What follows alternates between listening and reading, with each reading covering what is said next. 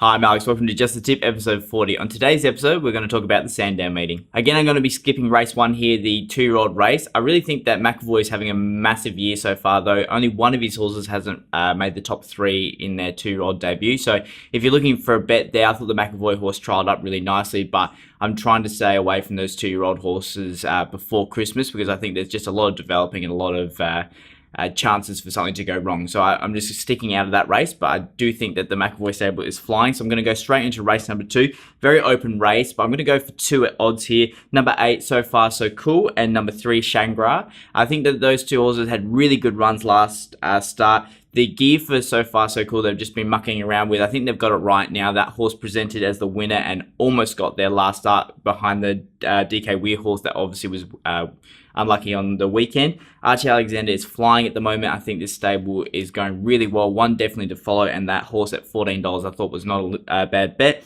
And as I said, Shagra would be my other little play there. Huge sustained run last start, having to come from a long way back. The Sandown straight will actually suit this horse quite well, and last year they were making a bit of ground. I think the soft track, which I think will happen on the weekend, is good, and I think with the new trainer, definitely has a good chance of running a big race at odds here. I thought number 4, Lady Krabilly, who had been racing really well in Adelaide, but beating not much, to be fair, had a good chance here. I thought $8 was a fair price, and number 9, Sword Evidence, who obviously was absolutely bucket loaded with cash last week. Weir Lane, all that money last week, and the form lines behind Our Crown Witness and Nantali obviously really pricked my interest. I think it's at the right price right now. Its last 2 runs have been okay in my eyes, but I really want to have a play at those 2 at odds for me. Race number 3, I've landed on number 4, Swacadelic here, who was second in this race last year. I think can go one better here. The lead-up runs were really positive. I liked all of them. Obviously hit the line strong in all of it. 3,200 meters, there's going to be no dramas. I think the 54 kilos gives it a winning weight as well. Obviously, there's a lot of dangers in this race, but I think at that price, second or third favorite at the moment, I think that's a pretty good play. Number 2, Gaelic Chieftain, who I've been on quite a few times this preparation, has been very disappointing. Hasn't hit the line as well in its last start as I'd hoped. And I'm really questioning if it's a 3,200 meter horse, but if it does last the trip, probably is a deserved favourite at this point, but I'm leaning towards the 4 with the price value. And number 1, Far Sokool, I thought its run was really hidden, coming off a really long way back. Was one of the first horses off the bit at a shorter trip. I think this trip will definitely suit it, and one at odds that you could definitely chuck into your trifectas and first fours. I think it's about $11 or $12, but as I said, its run was really hidden. I think it finished about 4 or 5 lengths off of, Von Jamask and things like that last start, but I definitely thought that if it could get a very similar run, obviously I think it will enjoy the step up and trip, and it will be one at odds that you can chuck in. Race number 4 here, and I thought it was a really tough race, but I'm going to have a throw at the stumps here at number 7, Thronum, who I just think was really impressive first up, winning by about 5 lengths and eased down at the line. And if you look back at its form lines before, when it was at Gay Waterhouse's stable, it has a really good chance here of franking those form lines from a while ago and running a really good race here. I think it's a pretty good price, about $5-6 in the market. It was, as I said, first up was extremely impressive for the new stable. It was only beaten by 0.4 of a length by Divine Prophet last year. It's beaten Morton's Fork in a run, maps beautifully here behind the speed, and I think if it's up to this, it definitely has a really good chance of surprising here. As I said, the price is probably about right, but I was just looking for a horse that had a little bit of X factor, and this is the horse that I've gone with. Number 6, Bassett, I'm giving another figure for its last start. I'm getting a little bit fed up with it. It has a lot of potential, and it can't quite win. As I said last week, I think with a lower weight, so up in grade with a lower weight gives it a better chance, but it has been racing with cover of its last few starts. I would like it pushed up forward onto the tempo a little bit more. So if they're more positive from the gate, I think that this horse has a good chance at odds. Number 8, Ocean Embers, won really well last week. I had it in my numbers for trifecta, but unfortunately didn't get a bet on.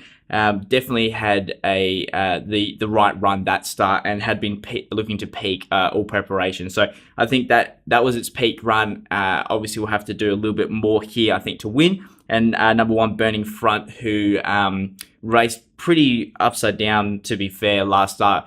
Was trying to break the land speed record up on the speed last start. If you can forgive that, 2 back was looking progressive, looking towards hitting a winning form here. I think the 1,300 meters doesn't quite suit, but definitely tough horse on speed. I just think that throwing him at the cheeky odds will give you every chance to have a little winner here. Race 5 here, and another tough race, and I thought there was several chances for the win here. I've just landed on number 2, Hellover Street, for a few reasons. I thought its last start was really tough, and it beat a couple of horses home that I thought had really good chances in Ullman. Grand Rosso looked absolutely huge in the yard to my eye, and I just think that that horse was ready to win, so I'm very keen on that horse next start at 1400 metres. I just thought it was given a butcher of a ride there from Williams. The horses around it, I thought the ones to follow, Foxhall, I thought was really unlucky at Moonee Valley, and then raced really genuine last start. Sits on speed, and this horse should give a nice little kick and will be very hard to hold out. Probably the right price though. I wouldn't want to take too much shorter than it is. Number 3, Moss and Dale, has come through the interesting form lines through the country, but it's a very honest galloper and should get every chance here. Sits in a really nice position on the map, and I think will give a kick at the straight. So those two are the ones that are going to be forward in position and going to give a really big sight for a lot of the horses to chase down. Dollar for Dollar has been keep stepping up every single run here. Obviously comes up to, I think, Group 3 company here, which is the another big step up. But if this horse keeps racing as well as it has been, then it should definitely suit in here. And Jamie Carr, I think, is 4 from 4 on this horse. So she keeps running it well. She's the jockey I want to be on with this stable as well. So this horse presents with every chance. And number 8, Land of Plenty, who I saw in the yard last week, looked huge. I doubled my bet in as soon as I saw it in the yard. Unfortunately, finished second last start. And the reason why I'm going around 6 and 8 more or less is because the trifecta came from the fence that day. Now, obviously, Flemington played really well last week, but on that day, on the Melbourne Cup day, you could just see that the inside runs were getting the better go of it along the fence, and I think that Land of Plenty and Dollar for Dollar both came from that, and Milwaukee, they all raced along the fence line. So I'm just putting a slight negative on those runs, even though they were the winners and ran really well. Just a slight negative, and that's why I liked Hellover Street just a little bit more. But as I said, it's a really tough race. I think the winner comes from one of those 4, but my bet will be on number 2, Hellover Street. Race number 6 here, and I've landed number 3, Crystal Dreamer, who I think if it can get on the backup here, the 7-day backup, that this horse will probably just win. Was really impressive last start. Got smashed. We backed it at about $11 to $12. I think it started about $5.56. Huge result if it landed, but ran really well into second there. I just thought it was one of the better horses beaten over the carnival. If it survives the 7-day backup, should just win here. I thought number 5, Rock and Gold, was a good each-way play. Was a little bit disappointing last start. Got in an awkward position on the turn, had to go really wide at Moonee Valley.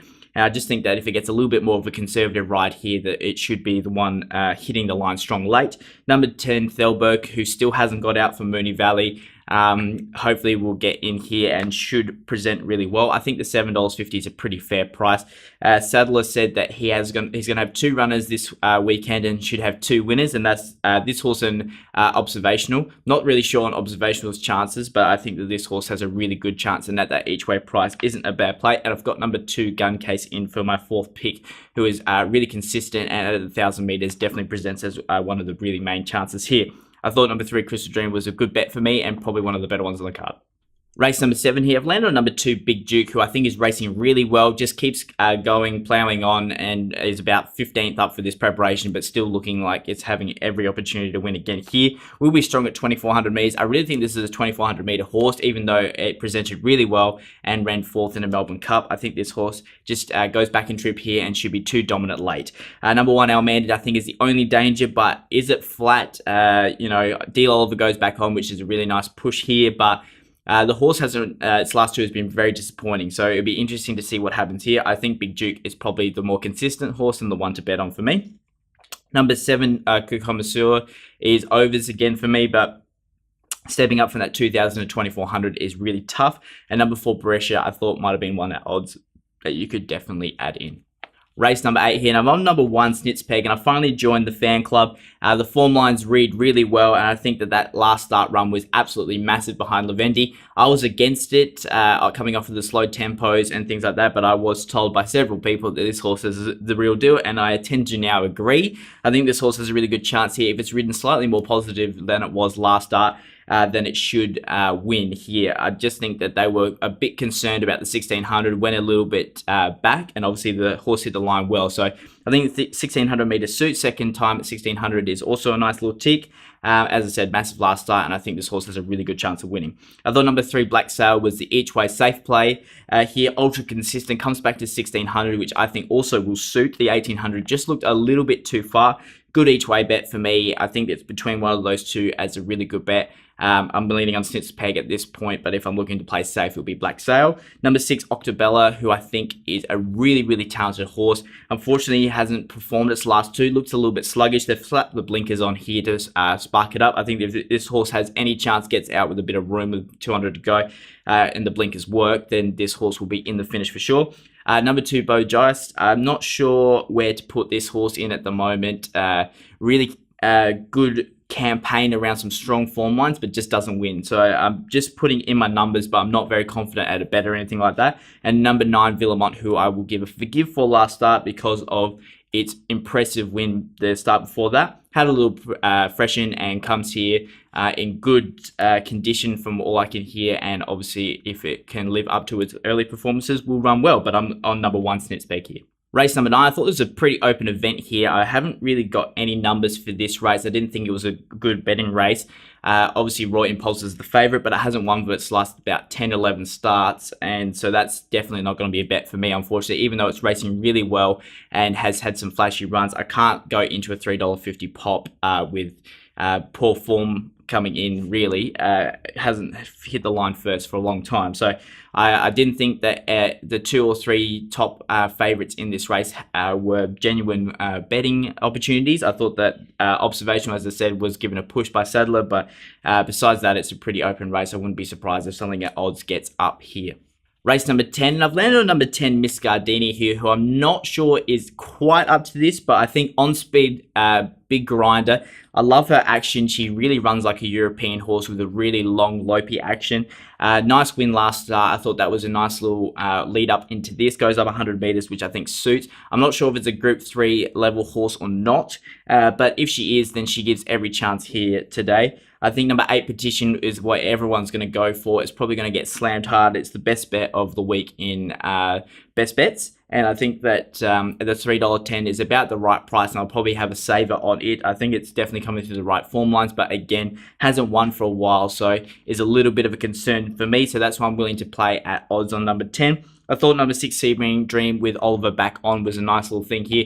Obviously, we were on it at Mooney Valley 2 back. It was disappointing last start, but we missed it because of the jockey change. Back with D. Oliver. I think D. Oliver, this horse, really works well together, and that's why I think it's a good each-way play. And number 5, Invincibella, who I'm giving another chance to, goes back in trip, which I think suits, and has been racing really well. Just gets a long way back in her runs and hits the line strong. So wouldn't surprise. She obviously gets a similar run here to Petition, who I think Petition has a slight better turn of foot, and that would be why the price difference there. But I think for me, number 10, Miss Gardini at odds, and I'll be saving on number 8, Petition. Beautiful, and that's it for just the tip this week. Hopefully we find a few winners at Sandown and back that up off a really nice week at Flemington.